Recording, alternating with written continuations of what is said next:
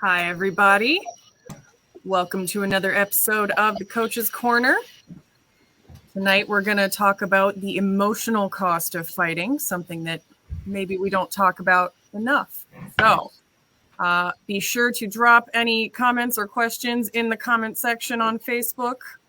We love answering questions. We love hearing from you guys and interacting during the episodes. So with that, I'm going to hand it off to Sean to get us going. Hey, good evening, everybody, and welcome again, Coach's Corner on a Friday night. I appreciate you joining us. Tonight, we're going to be talking about, as I've said, the emotional expense or the emotional cost of what we do in our sport. It's something that I think is not really addressed enough. It's something we don't talk about enough. We look at it in terms of executing and physical execution and throwing better shots or blocking better shots or what have you. But there's a lot going on in the background that impacts our fight that comes from external sources. And one of those biggest ones is emotional expense. And there's a number of things that can kind of play into that we're going to be talking about tonight. So we're hoping to get Duke Rangvaldr on as well once he gets some technical details worked out. So hopefully he'll be joining us as well. But for now, I'm joined by Viscount Tristan. Tristan, how are we doing? Good. Good evening, everybody. It's good to see you again, Sean. Right on. Do you have any initial thoughts on this? Well, this was a kind of a tricky one. When we initially brought this subject up, I thought, well, boy, there's so many different subtopics within this topic to cover. Which ones are we going to go for? Which ones are people probably the most curious about? I know Branas talked about some of the shorter term ones and like the within a fight or leading up to a fight. He also mentioned, in one of the messages leading up to this about his emotional impact of him being essentially injured and having to recover from surgery and having to pause his fighting. I think all of that stuff plays into it. There's a lot for us to unpack here. Right on. So I think for the start there, I wanted to approach this from three basic perspectives, and that is preparing to execute, whether that's in tournament or practice. So what happens leading up to their execution, and then the fight itself, and then the emotional impact after the fight is over, and what it all means. So let's start with leading up to tournament and executing. And hang on a second. Looks like we've all right. There he is. Yay! Walder, right? Had some bit of technical issues there. Is your mic working there? Can't hear you. Picture, but no mic. Were you muted? Still no sound. All right, we'll see if we can get that worked out.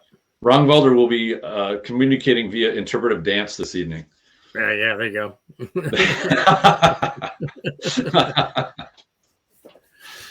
All right. Nice. Well, let us know when you get that worked out there. Just jump in any time.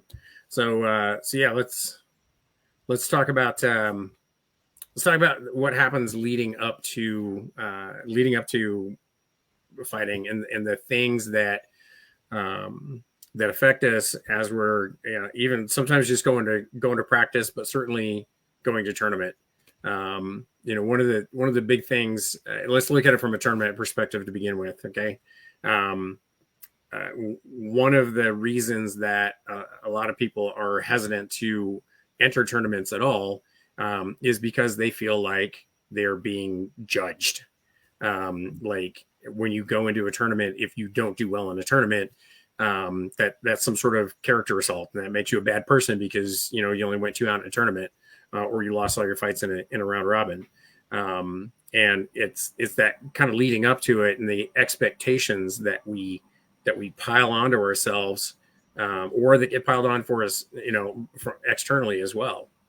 It's actually, rather difficult being kind of a contender for a particular list when you start having other people telling you that, I can't wait to hear what the next king has to say, and they start putting these expectations on you as far as, it's like they want you to do well and they think that they're being encouraging, but sometimes that doesn't really help. And, sometimes that gets us caught up in what I refer to as, believing your own press or buying into your own press.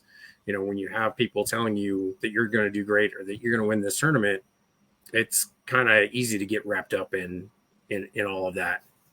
Tristan, is that something you've experienced? Oh yeah, experienced and seen it, and had people ask me about how to deal with it. And I kind of break this down into two categories. There's self-imposed expectations, like what you expect of yourself, the demands you make of yourself.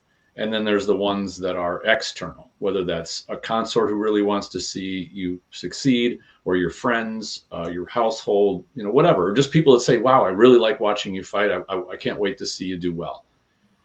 And really what it takes is you being able to manage those things. And I've seen many different attempts to manage both of those.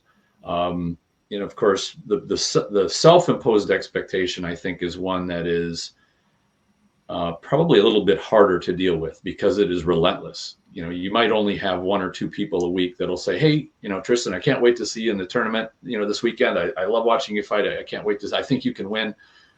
But what my mind is telling me every few minutes of every day leading up to some performance is something I have to tackle. Like I have to manage it. And your thoughts are such that things come into your head and you can't really help what you think.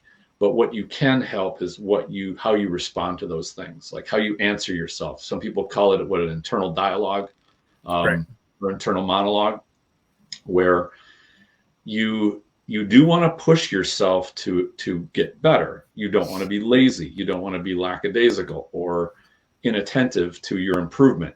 But you also don't want to just rail on yourself for all your failures. And I know, Sean, you've talked about this forever. In fact, I really loved when we first crossed paths as trainers back at Known World Mentan Symposium, where you introduced the idea that failure is part of the process. If you don't have that as part of your process, you won't have a process. And all you're doing is just kind of lumbering forward, hoping to build hours and get better. But if failure becomes part of your process, you will actually get better quicker, unless you are now mentally beating yourself up for when you have failures or when you are not performing to your expectation. And that can be at a practice. And I've seen people get wound just as tight at a practice thinking they should do really well, and then they somehow don't. And that spills over, that lack of confidence and that toxic internal dialogue will go through the whole week into the event, or if the event's 2 or 3 weeks out, it can just drip on for an extended period of time. Yeah. I've talked quite a bit on some of our episodes about some of my process early on, becoming a competitor in Royal Lists. When I first got out of the military, I came back and I was expecting myself to be this great big thing that I was before I went off to the Navy. And, I'm entering Crown and I'm entering Coronet List, and, I have all these expectations about winning one of these lists, and like now, right, and soon. Mm-hmm. And I can tell you that, like, all that the toxic self-talk that you're just talking about there, Tristan, this is why I say that the emotional expenditure is absolutely debilitating, or it mm-hmm. can be. Because I know for me, there was a lot of coulda, woulda, shoulda nonsense that I was carrying into every list that I went into, because mm-hmm. It's measuring yourself by having one crown or coronet, or the number of crowns you won, or whatever. Mm-hmm. And, for me, it was like winning one at all. And, and there was definitely a part of me that was suggesting that, well, if I hadn't gone to the military, then I could have won crown already. I could have been king. I could have been prince. I could have done all these great things. And I carried that with me every list that I went into, and it broke me every time. And that's also where I learned about victory conditions as well, because the only victory condition I had at that time was winning the list. And anything short of that was a complete failure.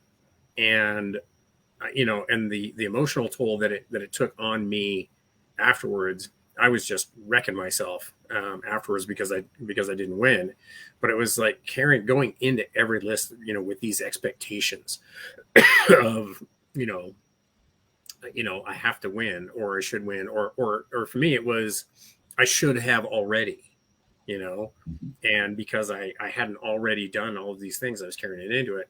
And it wasn't until I was finally able to let that go and just realize that, I'm going to go into this list. I'm going to do well. And that doesn't mean I'm going to win the list, but that I'm going to do well. I'm going to go deep in this list, and I'm going to become a better fighter after it. And it wasn't until I was able to let that go and drop that emotional baggage that I was able to actually just execute. Because the reality was, I was a good fighter.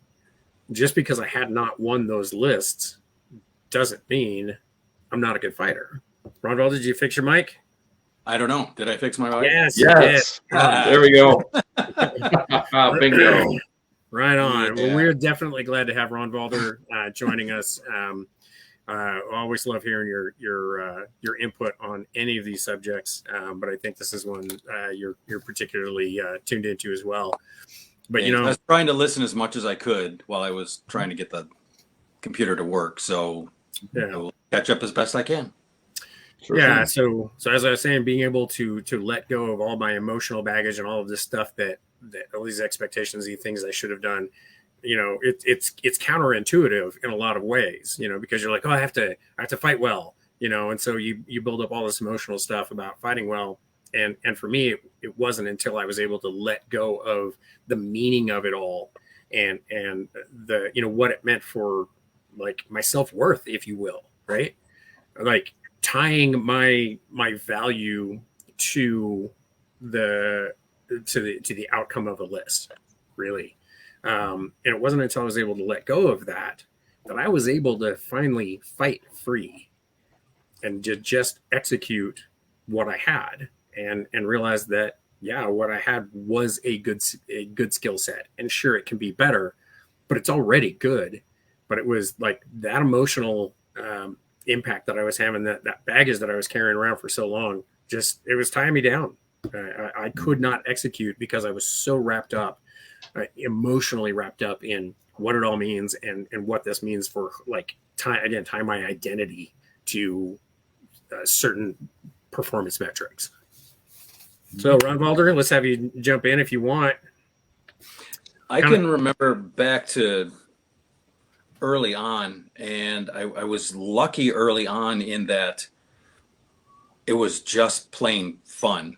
As I've mentioned before, I've never been an athlete. I'm not fast. I'm not strong.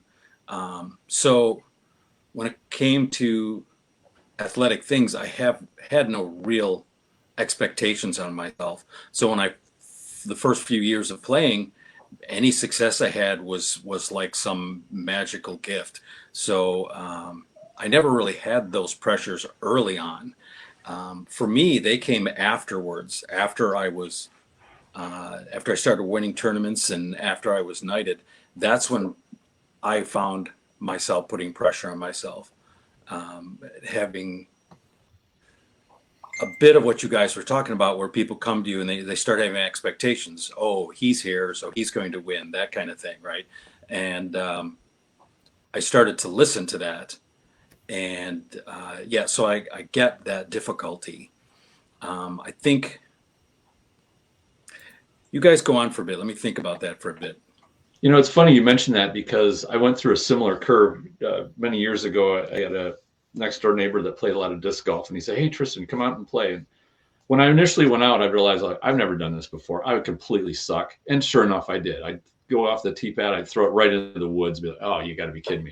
And I'm like, I'm just out here walking through a park with my friend, having a great time. There was zero pressure. I didn't care if I was crawling through bushes trying to find my disc because it was nowhere near the fairway, or I couldn't throw it more than 50 feet or whatever, like whatever. It's just a nice day out here. And then I got to learn how to drive a little better, and I'd start landing it on the fairway like I'm supposed to. And then okay, now you kind of expect that. Then one goes into the woods and I started losing my shit. Like, okay, I'm better than this. What is going on? What I realized, and this was a good learning curve. And again, this was like 20 years ago when I did this. It's, you start putting those expectations on yourself, partially because you've seen yourself do well. You know you are capable of it. And you figure, I have no excuse. I know how to do this. But are you at a high level of consistency? Yeah. And what happens when you hit that small percentage of, 80% of the time you do it right? Then what about the other 20%? Then what happens? And I had to realize it all came out of my expectation. And you don't do well when you wind yourself up so tight that you're going to come unglued with when that 20% failure happens, and you're frustrated. Why can't I get to 15% failure and 85% success rate, or why can't I get to 90? And now you get into that toxic self-talk of you're frustrated. You're not going to perform better when you're agitated, when you're tense, when you're wound up. And maybe there's some athletes out there that do perform well under those conditions. I've heard of people say, I can't fight well unless I'm kind of pissed off at my opponent, or I'm angry, or I'm agitated, or I have an emotional investment. But I guess I'm more interested to know what somebody says of, well, what happens when it doesn't go your way? Then what happens to your mind? Do you crumble, or do you rise up to it? And I think Customato talked about this and all of the trainers that he were in his stable, about you as a fighter are never really tested until you're down, until you've been shown an obstacle that you don't know if you can get past.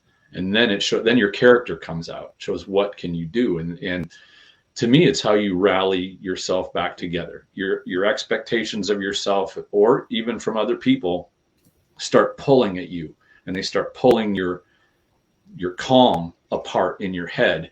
And it's up to you to rally that back together. Put all that noise out of your mind and get back to work and be rational and execute.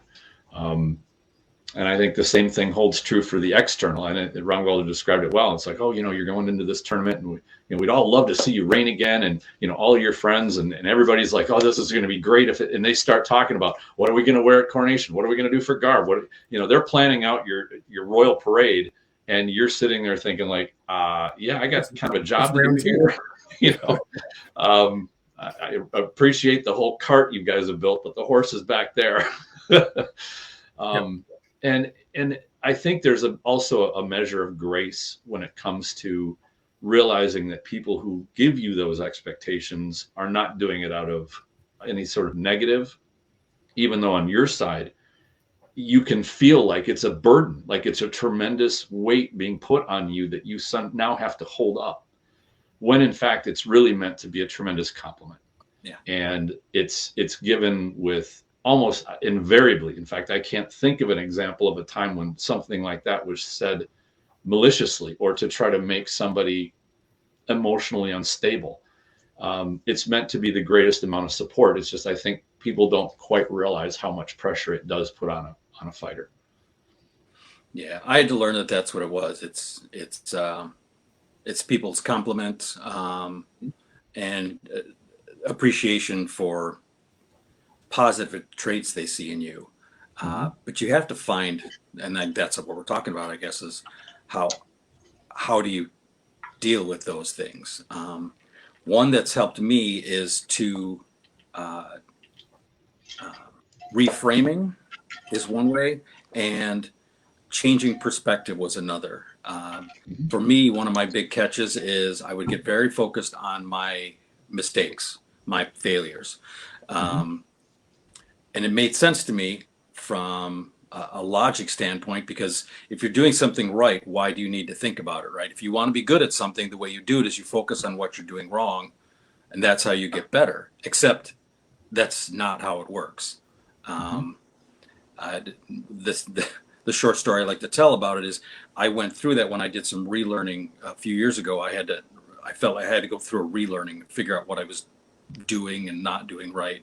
And I would learn a thing and I would get good at it, and other things would fail. And then I would figure out one of those, and then other things would fail. And it became this vicious little circle as I You're jumped. kind of playing whack-a-mole. Yeah, that's a perfect description. That's exactly what it was. I'd nail one, but the others would pop up. I'm like, and I was getting angry and, quite frankly, depressed because I could not get it. And back to the pressure on herself, I felt the pressure that was being put on me was from me. It wasn't anybody else saying, you're not good enough. What's happened to your abilities? This is me saying, these are all my failures. And the more I failed, the more I focused on them to try to fix them. And so Brana said to me once, because I, confided in him, because he's on that same level, right, where you have other people have expectations, so you feel you have expectations. And so I was going on and on about all things I was working on, all my failures. And he said, okay, so tell me 3 things you did right today at practice. And I felt myself get angry. Mm-hmm. And I was like, well, why am I getting angry? Where's that coming from? Well, it's because he was right. And what it came down to for me was realizing I had to zoom out my view, so to speak. I had to stop blocking out information. If I wanted to learn, I had to not only focus on what was wrong, but I had to focus on what was right. So for me, it almost became, I guess, the opposite of what I hear from a lot of people. And I've seen in a lot of people where they get caught up in needing to feel like they're doing well. So they focus and only do what they do well, right? They don't challenge themselves. I was doing the opposite. I was looking for all the things I did wrong and not paying attention to anything I did right. So basically it'd be like building a house. You get a good frame and a good foundation down, and then you put a window in the wrong place, so you trash the whole house and you build a whole new house. It was dumb. I have a whole thing that was there, right? So that was the thing for me, was looking at a bigger picture, zooming out, so to speak. Yeah, and these are all things that happen in leading up to tournaments and even leading up to practice. Practice is that place where we're trying to get better at the things that we suck at. But when you're going to practice, Tristan kind of mentioned earlier, when you finish up practice and you're just beating yourself up. That's what I like to refer to as people trying to be the king of practice. People trying to win practice. You think that if you go to practice and you win X number of fights at practice, or if you don't meet a certain performance metric at practice, you're going to go home just tearing yourself up about why do I even bother, right?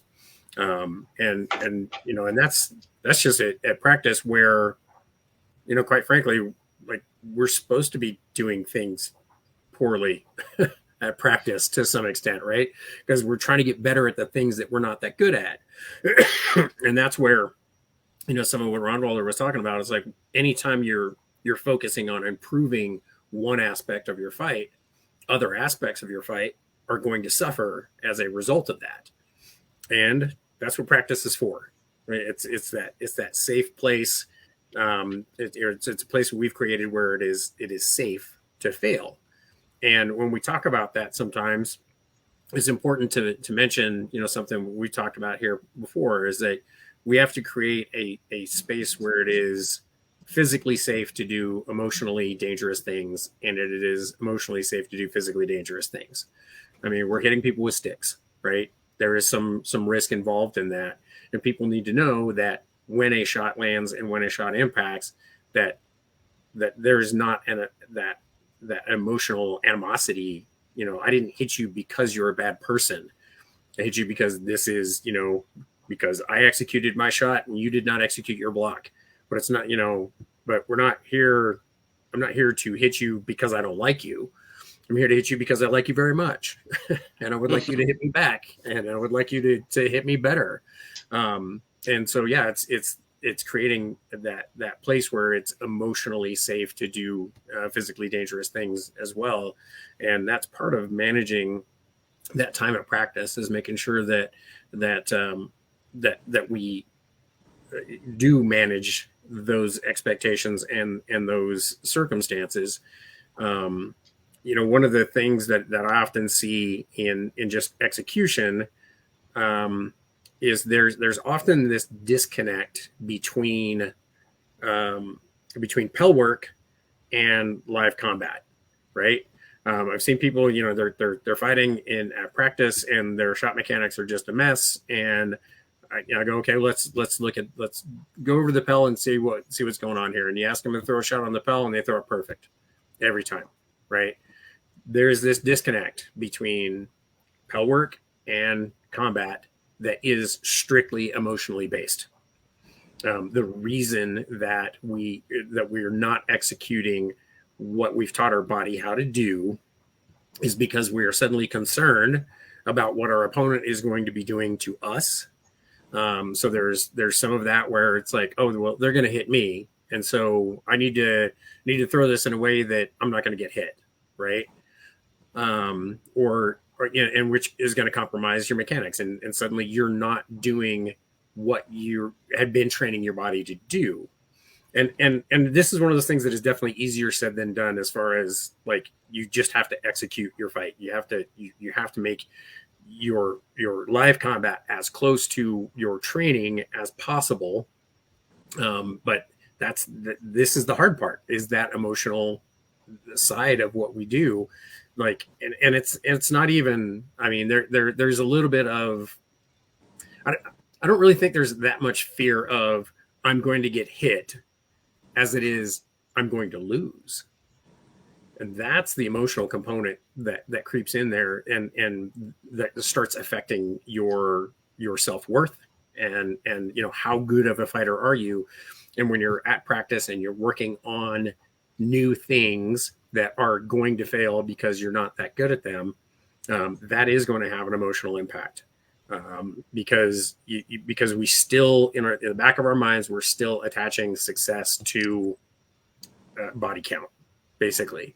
Mm-hmm. And it's being able to detach those things.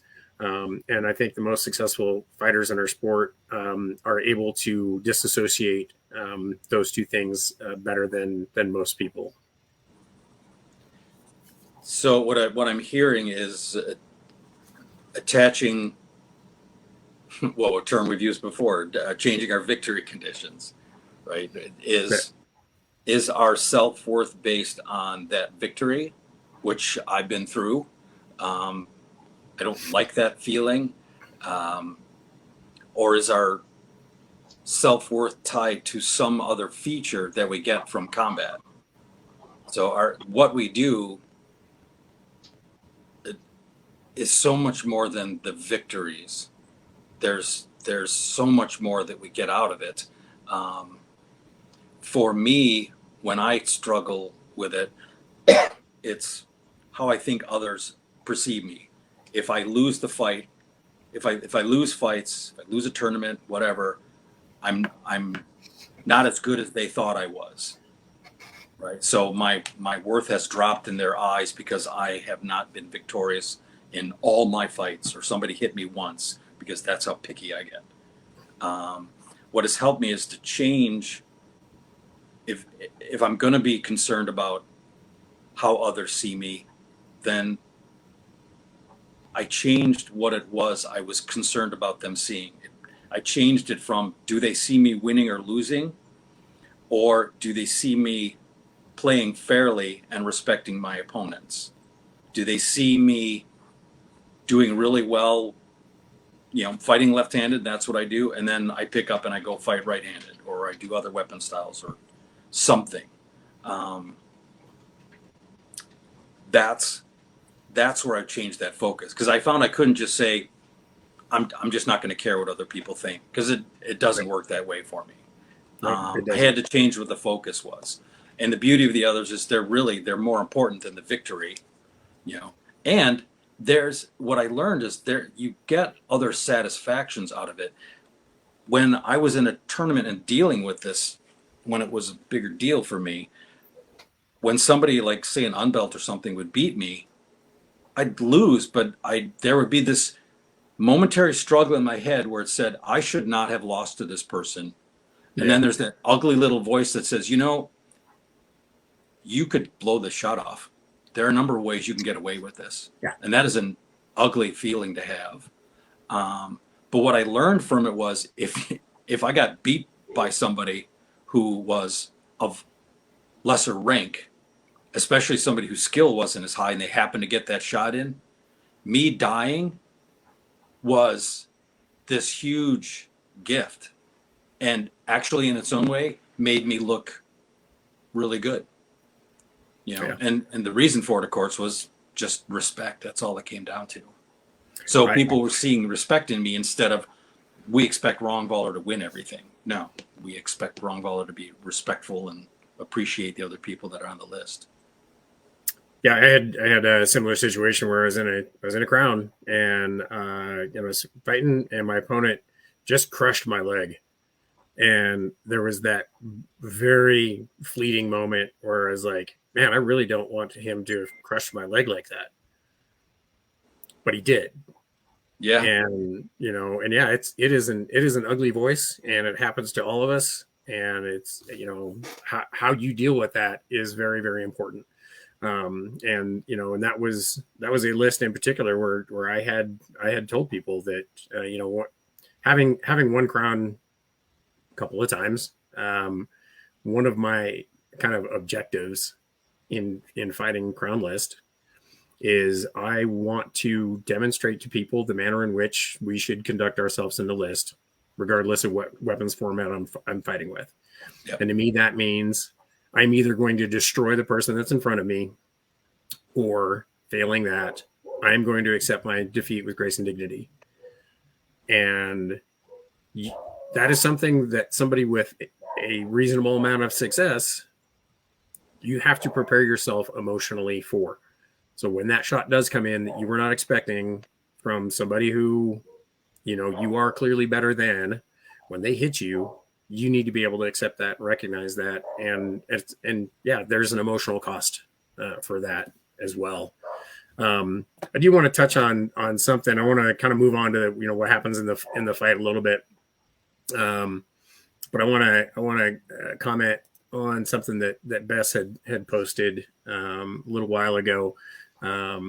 She was in the finals of a Cornet list, and before the final started, there were so many people that come over and they were excited and couldn't wait for me to win, and it was not helpful. Unfortunately, Bess wasn't feeling well enough to join us for this particular episode. But the reason that I wanted to bring this up is, even though we got 3 dudes on here talking about this, I think, something we've all seen a lot of, that I have heard from a lot of women fighters, is the Great White Hope.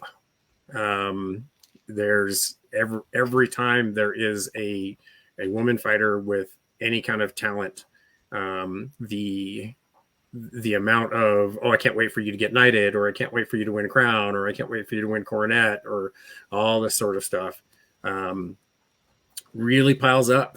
And it's something that I think happens. I don't know that it happens more or less to women fighters, but it is something that I've seen, and it's something that I just kind of wanted to point out, that that also is an emotional response, and as Bess pointed out, you're not helping. And I know we've said that a couple of times. And for us as fighters, when somebody does something like that and says, I can't wait for you to win this list, male or female, doesn't matter, when it comes up, I think, the only thing you can do is say thank you. That's really all you can do to recognize that somebody is wishing you well, and that's something that you can say thank you for.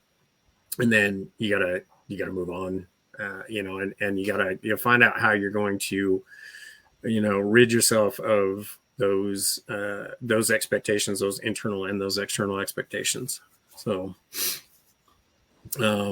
before we jump in the fight, can I just put one thing? I wanted to throw this on the end of the whole practice thing, and I think how you go into a practice is definitely an emotional thing. You can go in there thinking, oh my gosh, I get pounded by the same 4 or 5 people every practice. Why do I want to try to do this? That's where the toxic self dialogue, you will start to stew in it. If that's what, how you're looking at it. But and you've mentioned many times about not trying to be the king of practice, which is trying to win every view that all practice is sparring, and you're trying to win every sparring match. Or going into a practice saying, I don't want to make any mistakes. And that's not bad inherently to say, I want to avoid making mistakes. However, if you have a certain set of things that you already do well, and you say, that's the only thing I'm going to do because I'm not going to risk making a mistake, then you're doing practice wrong. Practice is a place, like Sean said, for you to explore, going beyond what your little comfort zone is, even if you have one. Maybe you don't have one yet. Maybe you're not experienced enough where you feel you have a comfort zone. But practice is a place where you start to find it. You start to find by making mistakes, figuring out, and I love this phrase I heard years ago, you never know where the boundary is until you've stepped over it. If you don't try to step over the boundary, you're staying within your comfort zone. And as a developing fighter, if you train that way, you will never become any good. You need to expand your comfort zone, and only then do you find out where the boundaries are.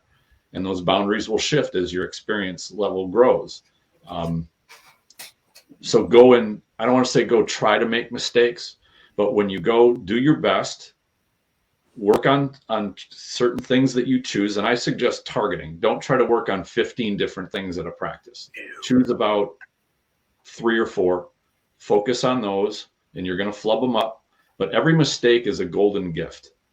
Every mistake and every time you fail is a lesson. And I think that's why Rangvaldr got so hooked into focusing on his mistakes, because when there was some kind of a failure, you saw value in it. You saw value in, now I know what I need to focus on to improve. It gives you an inventory and a focus list. Like any task-oriented person loves to have focused tasks in front of them. When they know what they don't do well, they're like, I'm getting to this, I'm going to get on it, and I'm going to make it work. And now I know, now my work is pretty much planned for me. That's good to have that plan, definitely. So relish those mistakes when you make them. Try your best. Don't try to screw up. Try to do well. But when you run across a flaw, or in Sean's terms, a deficiency, like put that right on the list. Like, okay, going to be working on this, and spend time, focus time on that, flushing it out. If it takes a partner to say, okay, I get my right leg ripped off all the time, I want you to do everything you possibly can to hit me in the leg. I mean, hit me in the head too, or hit me in the arm if that proposes it, but I want you to try to take my leg. And that's the little mini chess game we're playing. And years ago, I met a chess instructor. I didn't even know that they did this, but they'll say, all right, we're going to line up nothing but pawns and rooks, and that's all you have to play with. There's no bishops, no knights, no. That's all you're going to get used to, is how rooks move around pawns. Just that part of the game. That's what practice is. It's not like a tournament. It's not like going and having, a high stakes one-on-one bout in a champions tourney or in any normal tourney. It's different. Let it be that, and you'll by focusing on those skills, you'll improve on them and then fit them in for when it comes time to do your full sparring. And maybe you'll do full sparring at the end of practice to see how those segmented drills and practice goes into your sparring. But think of it just like a process. And I love Sean from back in the day when he and I first crossed paths at Known World Rattan Symposium. The idea that practice and training was a process. When you look at it that way, you can have your emotional investment of saying, I'm going to practice to learn to be better. I'm not just going to show up and socialize with my friends and put on armor and go whack and bat for an hour or two. I'm actually there to do something. That's the emotional investment that you put into being there and focusing your work. But the method and the process comes to, all right, now I'm going to organize that emotion. I'm not just going to let it run wild and have me running around and, hooting and hollering, which is fun as well. But it's not as productive in terms of getting you along your path. If that makes sense. Yeah, and I think that's a great lead in for the next part of this. It was just talking about what's happening in the fight, and some of what you guys are both talking about as far as when to make changes and when to accept failure and when to be working on those things. That's what practice is for. But when we get into execution, when we get into sparring at any level, And, whether it's a tournament or just even in pickups, because the pickup is a type of evaluation as well, right? And so this is not the time to be fixing things, as we often say. You can't, or trying new things, right? This is not the time to try new stuff. I lost a fight in the finals of Crown for that exact reason, because I was trying to be different. And this is not the time to try new shit. You have to simply execute your fight, and be okay with the outcome one way or the other. And this is where it is really, really critically important to be able to get rid of the emotion, because again, we can't get, well, what happens if I lose this fight? Well, okay, big deal, right? But you're not going to know until unless you absolutely just execute the fight you have. Again, you can't cram for the test. And this covers a broad spectrum of things as well, and again, including pickups. And I'll tell you a quick story. Of years ago in Australia, I was going out to the field to work with one of my trainers, somebody who I only get to see really at Australia, and I was so excited about getting the next thing and the next lesson, and I was so caught up in being a good student. I was so caught up in learning, what was going to be the next thing. What am I going to learn? That I was just so wrapped up in all of that I failed to actually execute the skill set that I had.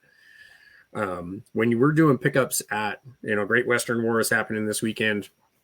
When you're doing pickups at one of these big wars, and you are getting evaluation from one of your trainers or from some person you haven't met before, because all of us, I know, Rangvaldr's done it to me right at Penzig, marched right onto the field and is like, hey man, you need to work on this. I'm like, right on, let's do that. We're always doing evaluation. We're always doing training, right? And in order for us to give you an accurate evaluation of where you need to take your fight from here, we need to see who you really are as a fighter. And we can't see who you are as a fighter when you are trying to be something, right? When you're trying to impress us because, I want to make sure that they know that they're not just wasting their time with me. I want to show them that I've been working on the stuff they gave me before. It's like, you don't have to tell me, because I'm going to know on your capabilities to try to impress you. Yeah. I will know if you've been working on the thing that I told you to work on last time. I'm going to find out real quick. You don't have to tell me about it. But you just need to, and the thing is you can have progress in a particular part of your fight that is, again, not attached to body count. Progress does not necessarily manifest and cannot necessarily be evaluated strictly by body count and by wins and losses. You can be a better fighter without winning more fights. But I was trying to be a good student, and because of that, I wasn't executing at all. So Rangvaldr, you got any thoughts on that? Couple things. One is, I think everyone needs to understand and accept that your emotions are your emotions. Something I learned from a dear friend of mine who had his doctorate in psychology. When we talked on the subject of emotions, because I am logical and always trying to look for the logical way to handle a thing, I had difficulty dealing with emotions. And something he said made a big impact on me, and that was, emotions just are. They're not, you don't have any good emotions, you don't have any bad emotions, you just have emotions. And ironically, the very act of defining your emotion is not the emotion. It is literally how you feel. We use words to paint a picture of it or show maybe something that others can relate to, but that's not the actual emotion. So what we're looking at here is not how to make the emotions stop. You can't just say, oh, emotion's in my way, so I'm just not going to be emotional, because it just doesn't work that way. That's not how emotions work.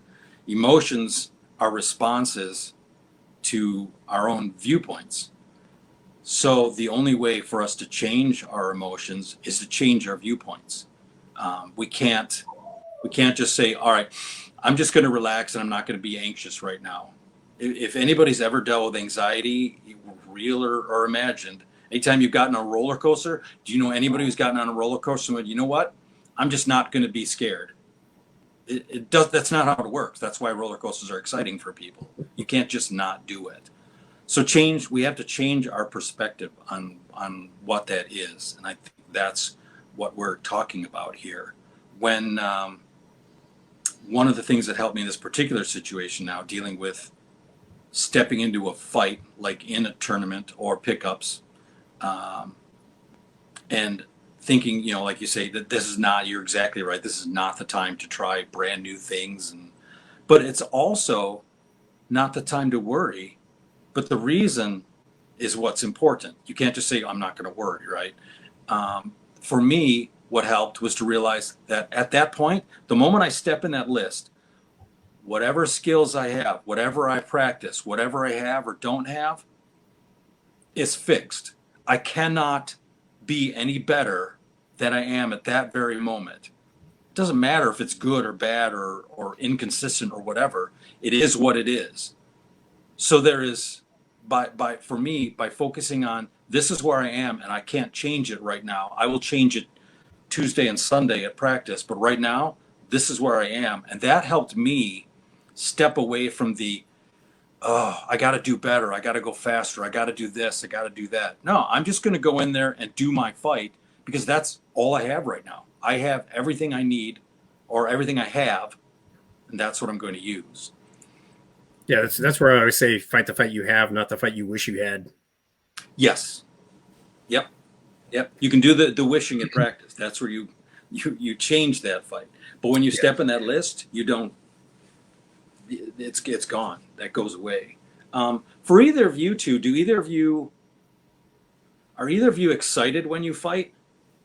Is it thrilling? Is it like an adrenaline? You get an adrenaline rush out of it? Adrenaline rush? No, I tried that once and it was a dismal failure. But I will say that maybe excitement might be overstating it slightly. I would say that it focuses my attention in a way that's not typical. I don't view it like I would view fishing or replacing brake pads on a car, but it's a time sensitive, observation sensitive activity, and therefore there is an edge, there is emotional edge there. But I find that it has to be kept in balance. And one of the things I wanted to talk about in terms of within the fight, because we've talked about the self-imposed expectations of a fight or the internal influences of the emotions. But I think there's also the external ones, not just your consort or your friends want to see you go win, but it's maybe somebody who you have to go face now who's moved into your head. Like every time you face them, they beat you and you're frustrated with it. You don't know necessarily what to do about it. Maybe you've got an idea, but you enter with that anxiety of the odds are not in your favor and you know it, but you don't want to give up.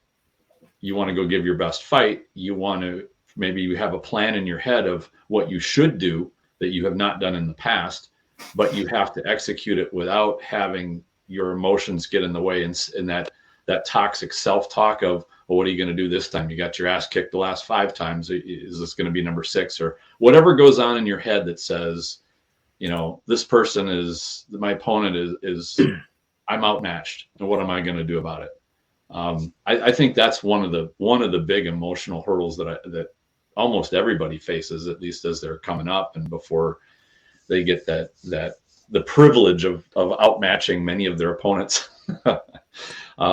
In fact, I remember facing that quite a bit. And I actually, when it first happened, I remember having a fighter from a few baronies away would come and basically just kick all of our young bucks' asses. And And we just all kind of would look at each other like, okay, somebody's got to take this guy out. And it was definitely an emotional influence, but it was a very good motivator to say, all right, who's going to put an end to this? And we all wanted to say, I'm going to be the one. We're gonna fight up to our opponents and try to match and get better so that we can even level the playing field or do better.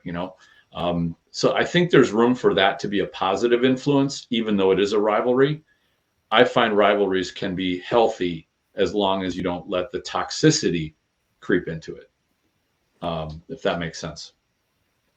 It makes sense. I think it goes back to what we were talking about before, is that if you see that person as somehow some kind of negative thing, whatever, however you couch that, then that's what they're going to be. If you see it as someone who is, whether knowingly or unknowingly, helping you find the holes in your wall, then they're an asset. We had a gentleman who came to our practices for years. He usually fought at others, but he'd come to ours frequently. And a lot of people didn't like fighting him because he wasn't excessive, and he wasn't necessarily sloppy, like hit low and stuff like that. That's not who he was. But the way he fought was very sloppy. It was very loopy and choppy. Yeah, it wasn't precise at all. It was just kind of sloppy, and but he was pretty decent. And but nobody liked fighting him because it wasn't fun to fight him. And I didn't really enjoy it either, but I would fight him specifically because of that. Because I didn't really care for fighting him. I wanted to make sure that it was another thing. I guess what I'm saying is I got to a point where someone or something might be getting in my head, and I understood that thing was never them. It was never ever them. It was always me. And when I started to see it, I started to seek it out. I started to go look for it, and I never really thought of it as going after failures in that particular case. That was I gave an analogy to my man at arms. I'm a picture person, so I tend to see visually. I said, imagine every skill that you gain in combat is a brick, and you're trying to build this big, beautiful brick wall. So as you learn, you stack these bricks up. It gets to a certain point where you've got so many bricks that you start to realize there are missing bricks, or some bricks have fallen out, right? These are what people would see as failures. Your brick's not there anymore. You forgot to put a brick over there. Mm-hmm. But what I found myself doing was looking at that brick wall, looking at those people who were doing things that I was not comfortable facing, and seeking them out so I could find the hole in my brick wall, build the brick that was necessary, and put that in there. I made my wall better because that person provided me this place of discomfort, right? And I went looking for it. So, and that's what I find myself doing now is I look for people who, when they fight, I look at them and go, I'm not really sure I can beat that, so I'm going to go fight it. Mm-hmm. So I know everybody dreams of within the SCA, like being the greatest fighter, being unchallenged, like nobody could touch you in the SCA. But imagine that for a second. How boring would that be? Yeah, well, that's why with me saying that I want to be the best fighter in the world, part of that calculus is the fact that I know that I'm never going to be able to lay claim to, being able to say that. So for me, I've always said that as a this gives me something that I will always have to chase, because you're right. I mean, if I am just untouchable as the best fighter in the world, I mean, besides just being that, would have to be just boring. Right. And I've seen it. I've seen groups that have had the best fighter, the big fish in the little pond, and nobody in their local area can touch them. And you can see there's no joy in what they do. And of course, usually they're urged to, well, why don't you go travel a little bit and fight other people? And then they do, and they come back and they go, I don't want to do that anymore. Right. You know, like they hit the ceiling of where their ego wants to have them rest. They like being their big fish in a little pond, and they enjoy the ego stroke for it, but they're not really there to go up the ladder any farther. Right. And that's all part of the emotion. I mean, you have to make yourself emotionally vulnerable, or allow yourself to be emotionally vulnerable to get better at what we do. And, you know, we're talking about, you know, being in the fight and having all those emotions, you know, again, it all gets back to largely, you know, performance based, right? And, you know, well, if I don't win this tournament, then XXX, and what does that mean, and all that. And, you know, as Rangvaldr was saying, you know, be like your fight, it is what it is at that point. You can't make yourself a better fighter in that moment. So to some extent, you kind of have to be able to just, I don't know, almost indulge in that fact, and, you know, just, you know, put up the best fight you can. Because I know, you know, part of my emotional calculus is, you know, when I get into a list, I can handle being bested by somebody who was just better. Like I can deal with that, because that isolates deficiencies for me, and that tells me a place where I can be a better fighter after that. What I cannot handle is not putting out my best effort on the field. And so for me, and anytime I go out and execute, and, you know, you were asking, you know, about, you know, whether we're excited, you know, you know, my attorney head, if you will, and how I deal with all the emotions has, like, it has definitely been an evolution. And it has been a process, and there have been techniques and I don't know, tools or gimmicks, if you will, that I've used at various points to kind of get me through. You know, the first Royal list that I won, when I got into the finals of that, there was this thought going through my mind that, you know, my opponent was a friend of mine, but in that moment, the closest emotion that I had at that point was just a little tiny bit of hate.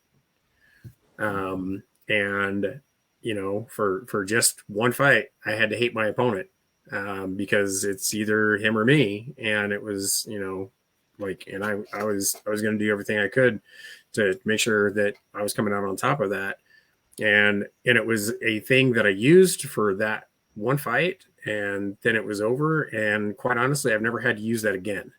But that's part of the process, and learning how you handle those situations. You know, I've had some other crowns that I've won where I was, you know, the second crown I won, you know, I'd had an experience where, you know, one of my good friends and one of the best fighters in the world had told me that I was good enough.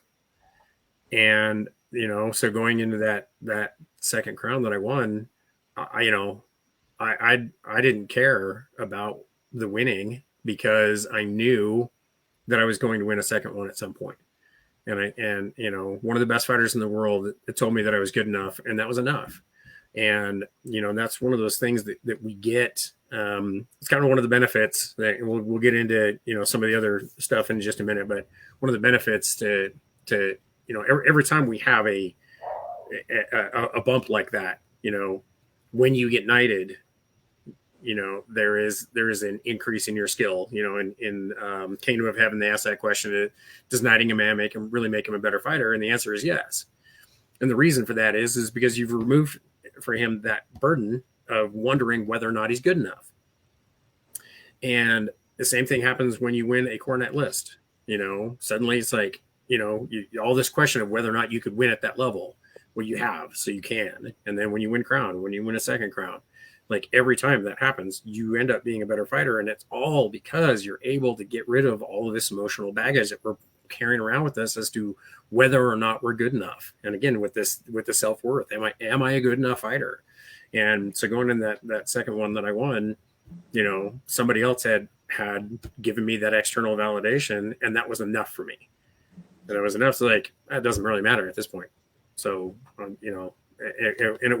it's absolutely liberating, to the extent that like, that's kind of the whole point of this entire episode, is that carrying that emotional burden with you and getting bound down by that is absolutely crippling, in a way in which when you have experienced that and you have been crippled by your emotions and how you deal with that, finally letting go of those things and being able to just execute and fight freely without concern for what it all means is absolutely liberating. And if you haven't been able to do that, I highly recommend it. Yeah, I would agree. I think you've alluded to something that I was thinking of earlier, is having a confidant, somebody. It doesn't matter if it's if you're a squire, maybe it's your knight, maybe it's just a friend, maybe it's your spouse. It doesn't matter. There should be someone, ideally, I think, someone who's also fighting, but somebody that you can go to and you can talk about these things, so you understand that these emotions are based on your point of view. And sometimes you can't change your point of view. The emotion makes you hold on to a particular point of view. Like I went through with Brannis, going to him and confiding in him not only helped me when I was figuring out what I was doing wrong and how to fix it, but also to point out when I was focusing on the wrong things. My viewpoint was limited, and I needed someone with the clarity to look from outside and say, well, what about this? And then it has to be somebody that you can listen to. Brannis is somebody that I will listen to. It has to be somebody you trust. Yeah, it does. And so I would give that suggestion to anybody listening to this. Find someone, you probably already have someone, that you can go to and say, this is what I'm feeling. What does it look like to you? What does it sound like to you? Have you been through this? Wherever the conversation takes you, do something to change your viewpoint. Give your brain the information it needs so your emotion can change. Because it's a fact that it's crippling, or can be crippling, but it doesn't have to be. That both of you have mentioned just today, excuse me, several times where you've had real strong positive emotions around fighting. And I think the reason is the same. Your viewpoint gave you positive emotions. So don't look to try to quell your emotions. Look to give your brain input so it can choose positive emotions. The reason I'd asked earlier about if you, and I kind of already knew the answer because I know how both of you fight. You're both very highly intelligent fighters. I also don't fight with emotion. I remember early on people going, wow, fighting's so exciting. Don't you love it? It's just this big rush. And I was like, no, it's not a rush. It's relaxing. And they couldn't understand that at all. And I think Tristan put it perfectly when he said it's very, very focused. To me, it's become, when it's working right, it's like this perfect meditation, right? I'm just where I am with what I have, doing one particular thing with all of these skills on one very focused thing. So yeah, that for me, it's more meditative, but I say that because when it works, it's because I'm accepting where I am and what I have as abilities and trying to use them to the best of my ability. It's when I'm trying to be something I'm not that it doesn't work, that I do get frustrated and I get angry. And those are all feelings I direct at myself, but that doesn't make them okay. That's when that voice comes up and says, maybe nobody saw that shot. You could blow that off, or, this isn't working right. I have to throw harder. I have to be angry at my opponent. Those are all, they become to me signs that I'm not in my place. I need to find my little place, and that's where everything works fine.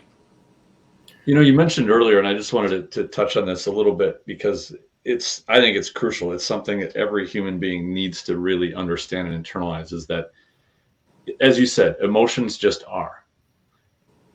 That's kind of like incoming mail that's being sent to you. You have no control over the mail that is sent to you. You are fully responsible for how you respond to it. Flat out.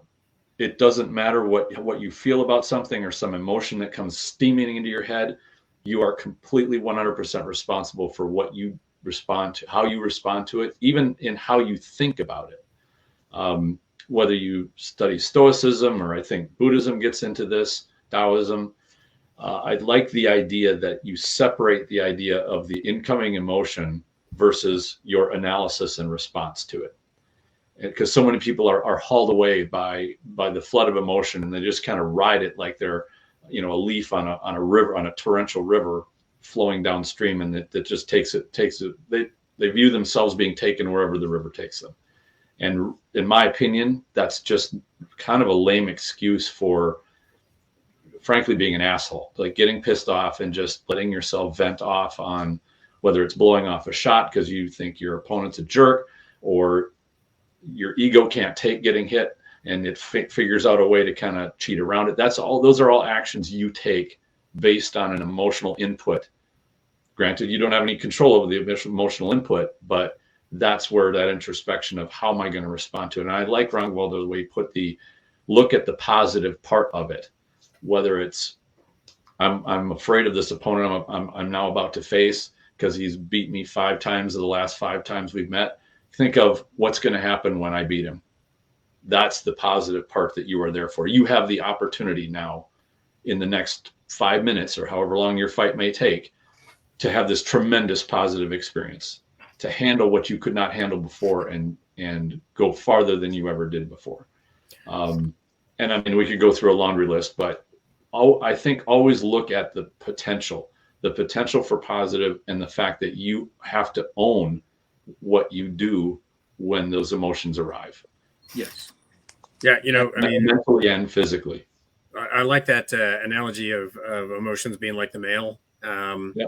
And look, when the power bill comes in, I got to figure out how I'm going to pay that. But when the credit card offer comes in, that goes right in the garbage. Exactly. Right. And it's the same. Hey, but you may inherit $5 million from a Nigerian prince. So that's right. That's the same thing with our emotions. And when these things come in, you got to figure out which ones are the power bills and which ones are the credit card offers, and what you're going to, how you're going to use those things, and all that. So it's coming up on some time. Let's talk a little bit about what happens after execution, after fighting, so last year when we won the crown, the first post-COVID crown for Artemisia, it was the most emotional that I had been after winning a tournament, I think, of all of them. And I think so much of that was, to me, there was so much that was riding on that particular list. And it was, we've been shut down for 2 years, and we're finally able to get back to, tournaments. Crown Tourney happened to be, for us, the first event that we were able to do. We knew that it was going to be a short run up to stepping up after that.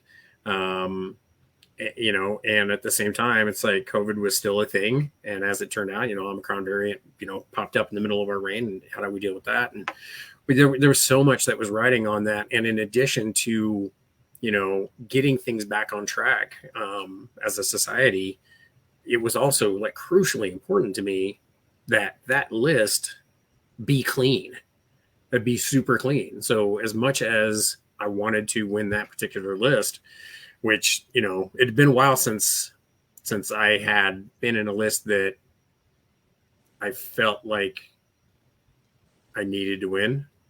And that carries a certain emotion with it as well. It's like going up to the $100 poker table from the $10 poker table. Yeah.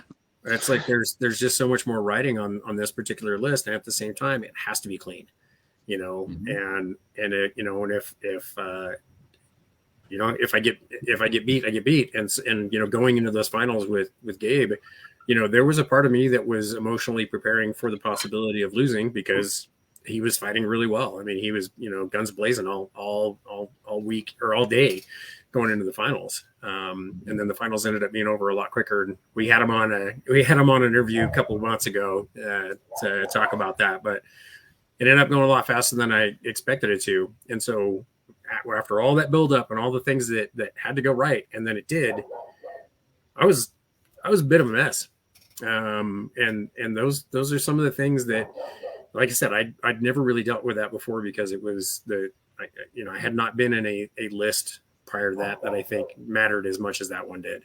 And what happens after the list and how those emotions can be kind of surprising, I think. Do you think that wave was more of a positive emotion or a negative one?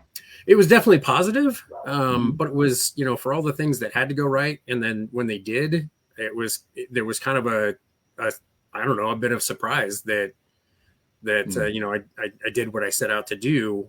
And, and it was just more than I was expecting. On a side note, I think that sense of surprise that you had at the end was, I'm going to guess, a reflection on the fact that you were prepared for a loss as well. If you literally went in, I'm going to win this, you wouldn't have that sense of surprise. Right. I'm going to grab onto that for just a second because my big point through all of this is that our emotions are only going to change based on how we, on the information, on the view that we have. That's the only thing that's going to change our emotions. And I'm going to say this from my viewpoint because my mind was the only place that I can speak as an authority. When I've been in that fight, like that end of a tournament, especially something like a crown or Candlemas or something like that, where I'm fighting somebody who I am not mostly sure that I can beat, my mind goes through the conversations we've been talking about this whole time. What happens if I win? What happens if I lose? How am I going to look? Blah, blah, blah. So what helped me was to have a plan in my head for what it meant to me if I won and if I lost. So when I looked at that exceptional opponent, I told myself, well, if I win, which is the only way that's going to happen is if I find my place, like I talked about, and fight the best that I can right now, because what I have right now is what I have. So that's what I'm going to do, and that's what I'm going to do to win. And if I win, that means I did that well, and I deserve credit for that. So I'm going to give myself credit for that. And if I lose, and I did my best fight, and I got beat, then it had to be somebody exceptional. There's still a gift in there. Yeah. To find. Yeah, that has to be okay. Yeah, and it's not just, well, I'm okay with losing. Right. It had to be, the words that came to mind when you were talking earlier, Sean, was for me, the way I describe it is, I'm okay. I'm never happy, of course, but I'm okay. Right. I'm okay if I get beat. Right. I am not okay if I lose. Right. And that's not the same to me. Losing means I did something wrong and I get frustrated with me. I'm still out, but that's a loss. Being beat means I've done everything right, and they found the hole, they found the weakness, and they capitalized. Yep. That's, you know what? I'm not happy about that. I think there's a big difference between being outfought and then doing something stupid. Yes, exactly. Yeah. So what I always try to do is focus on the one thing that I have no control over, without getting into tactics in a general sense. I have no control over how good my opponent is. I have control over me. So if I fight the best that I can and they beat me, all right, they beat me. Yep. But if I half-ass it and I lose, oh man. That pisses me off. Yes. Yeah. I let myself. That's where I often say, you can't make somebody else a worse fighter. You can only make you a better fighter. Yeah. Yeah. So bit of a tangent there. So you're talking about things that dealing with emotions after the fight. Two things came to mind. I'm doing like I normally do. I made notes. One is time. I find, especially with something big like a crown, you've had so much energy, especially emotional energy, put into a thing. And then when it culminates, if you've won or lost, that's a big thing all at once. That is all culminated to this climactic point, and then it's done. There's this blow, and it's over. Yeah. Instantly. And either instantly everybody's coming out to, well, typically they're coming out to cheer for you both ways, but your life literally is going to take a different direction from that very moment. It's going to go one of two different ways, and you don't know until that moment. So no matter what, it's a big emotional moment. So you need time to just let the emotions be. I'm trying to process. How do I want to put it? It's not an on-off switch. Yes, it isn't. You need time to. That's the other side of emotions, being just your emotions. You need time sometimes to just have the emotion. You go off and you either be thrilled or you let that whole energy thing come down, or you lost and you learn to accept that this is the direction I'm going in, and my next goal is going to be these things, and whatever it is for you, you need the time for that. Yeah. And then I dealing think with that emotion is it's a process. It's not an event. Yes. Yeah. That's a perfect way to put it. I think time also comes into, and this is something that they'll talk about a lot within, I think it's Taoism that talks about how you deal with emotion. And they describe it in terms of like a train. And a train's made up of many different cars. And each of those cars is a different emotion. And as the train's riding along, if you're on the train and you're riding along and you're in the fear car, you're just going to be shaking along as this train is rolling down the track and you're stuck in one car. And they say you can view it as though, imagine yourself standing watching the train go by and go, oh, look, there's fear. Oh, look, there's anxiety. Oh, there's happiness. I like that one. But you allow yourself the time to say, I'm not going to ride in the fear car. I'm going to step out and kind of watch it come and watch it go and then see what happens next. It allows you a certain amount of detachment. And one of the questions we had is in regards to how this is from the topic we were talking about a few minutes ago about being responsible for how we respond to our emotional input. When I started on this journey to try to manage my emotional inputs, I found it was like trying to wrestle with a honey badger. Like this thing was just all the emotions that would come in would grab you and just start wrestling around. And that is very exhausting.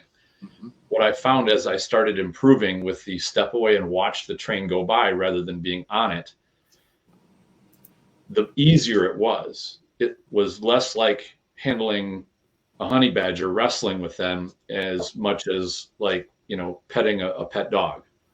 Like I could do it for a few minutes and then the dog would walk off and that would be it. It became less exhausting when I was not allowing my emotions to drag me around or drag me into being frustrated or angry for an amount of time. And I'm sure we've all experienced, usually by a sibling or a family member, parent usually, that without even saying a word, they can drag you into an very emotional place that's frustrating, and you can be stuck there for hours, if not days,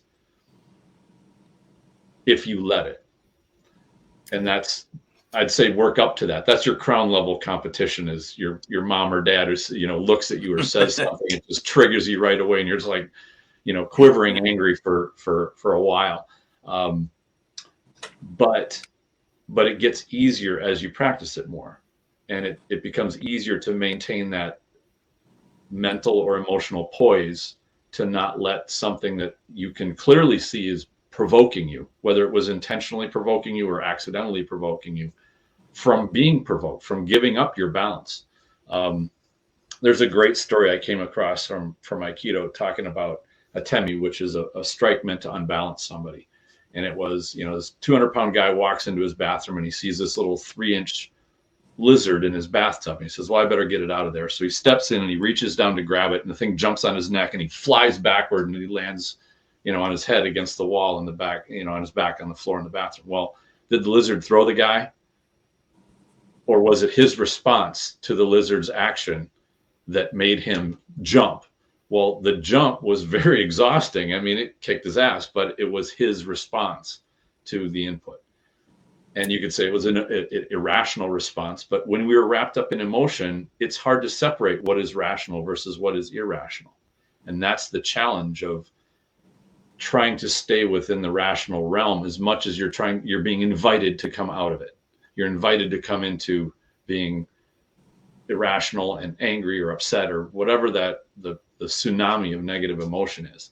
And that is exhausting. So it takes practice to not accept the invitation when somebody says something or does something that you see that bad emotion train car coming at you. It's like, step aside and like, oh, look at that. Wonder what's going to come next. And just look at it that way. Let's let it go. There's another great story that I remember hearing about two monks that are walking down a path, and they come upon this stream, and there's a woman standing there in this nice long dress, and she says, oh, can you help me? I need to cross the stream, but I can't get my dress wet. And the monks kind of look at each other, and they said, well, we kind of both made a vow not to ever touch a woman, so we're kind of in a pickle here. And so they're trying to figure out what to do. And she says, well, I really need to get on my way. And one of the monks grabs her and throws her over her shoulder, crosses the stream, sets her down. They're both on the other side, and she goes on her way, and the two monks are walking along. And after about 10 minutes, one of the monks turns to the other one that lifted her across the stream and said, why on earth did you do that? You've broken your vow. What does everything that you did mean? He says, I set her down back there. Why are you continuing to carry her? Yeah. Right. So it's about having perspective and like you said earlier, emotional baggage. And that emotional baggage can take all kinds of forms. You can carry it for 2 minutes. You can carry it for months or years. Yeah. Like most things we've talked about on here, you said the word yourself, this is something that you can practice. It's the only way that it works. Like you talked about the chess pieces. So when you're at practice, practice it. Feel the emotion, be conscious of what the emotion is that you're feeling at a given time, and see what you can do to change. Look at the feeling and what you're seeing that makes you feel that way. Then see if you can change it by changing what you're looking at. Change your perspective. Look at a different train car. And you probably feel that, at least in today's world, every single day you will be faced with something that will provoke you into anger. It's an engraved invitation to piss you off and to get you fired up and frustrated. Just view that each one of those is practice. Practice having poise, control over yourself, control over how you respond to that invitation. And don't be afraid to set it down or figure out some healthy way of letting it shuffle off and move on. Yeah, and one of the things that kind of prompted this particular episode for me was the fact that while we're executing, the cost of the emotional expenditure, which is what we're talking about here, is if you do not manage that emotional expenditure, it is exhausting. It is physically exhausting. And, when you're in combat and you're getting all wrapped up in what all this means and all this, you're actually physically exhausting yourself, and you're preventing yourself from executing because you don't have the energy to execute because you've just gotten yourself so wrapped up. And that's a thing that people just don't account for enough is how exhausting that is and the impact that it has. And it is a thing that must be managed, but it is a thing that can be managed once you are aware of it. And that's kind of why I wanted to talk about this particular, talk about emotion in this particular episode is, you can manage that, but you have to, and you have to be aware that it is a thing that needs to be managed. And most people just don't account for that at all. You just go out there and you swing the sticks and you go, my God, why am I so tired? And it's like, well, because you stopped breathing because you're concerned about winning and losing. then you literally stopped breathing in the middle of the fight. People talk about that all the time and say, oh, why am I having such a hard time breathing? It's can be an emotional response, oh, I got to do something. You hold your breath and you start fighting. I mean, we see that all the time, people holding their breath and trying to fight. And the emotional struggle too is something that it's kind of like looking over the water and not seeing many waves, but there's a lot of current going on underneath the water. When you go out and you see people fight, like everybody's having some kind of a interaction with their emotions, because that's what we are as human beings, but you might not see it. It might not be apparent, until somebody corks off and, has a tantrum or something of that nature, because we've all seen that too. But also to realize, and I think this would actually help people that maybe have trouble maintaining their courtesy when they realize, well, if somebody else is struggling, maybe that's what's accounting for their behavior. And rather than becoming angry with them, maybe be understanding and try to be helpful to somebody who may be struggling with managing their own emotions. Because, having marshaled in larger battles and stuff, I've seen it when you get almost the perfect storm of two people that are having trouble managing their own emotions, and they encounter one another, and they feed on one another, provoking each other, usually expressing anger at themselves towards another person. And then it's mutual and it becomes a big dust up. And it is one of those things. It's like I said, the SCA fighting is a very emotional activity. We wouldn't do it otherwise, I don't think. Yeah. Without the emotional investment of saying, it's kind of fulfilling a dream that we all wanted to do. Yeah. Without that, it would be hollow and empty.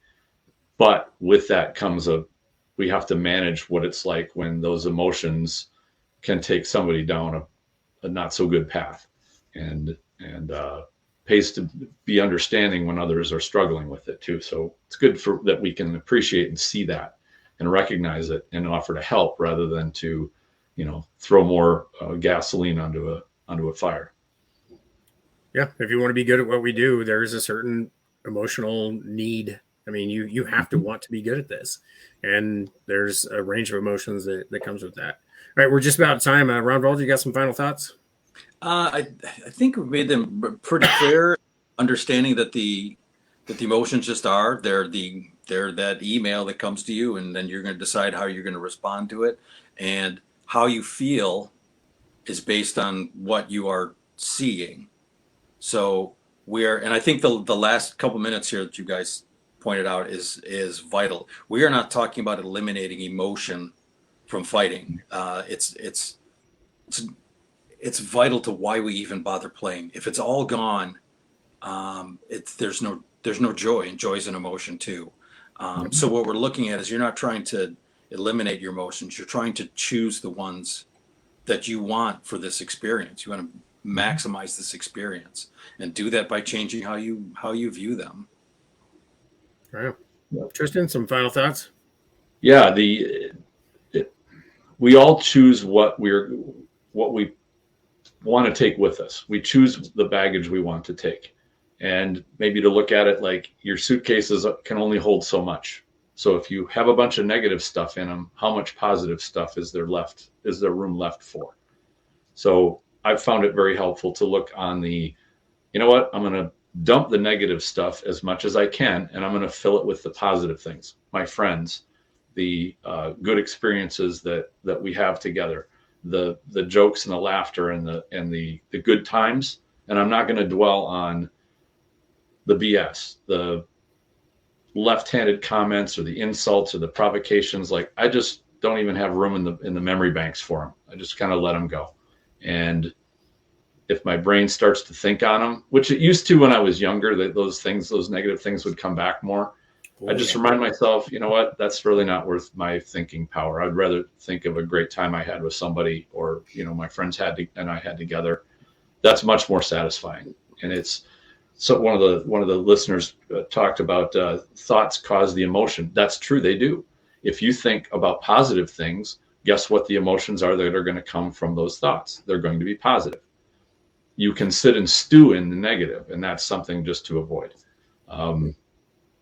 like Bronis, I've gone through my own bouts of depression, severe depression in the past, and found that was my only way out, was to just set the negative down and walk away from it and build the positive.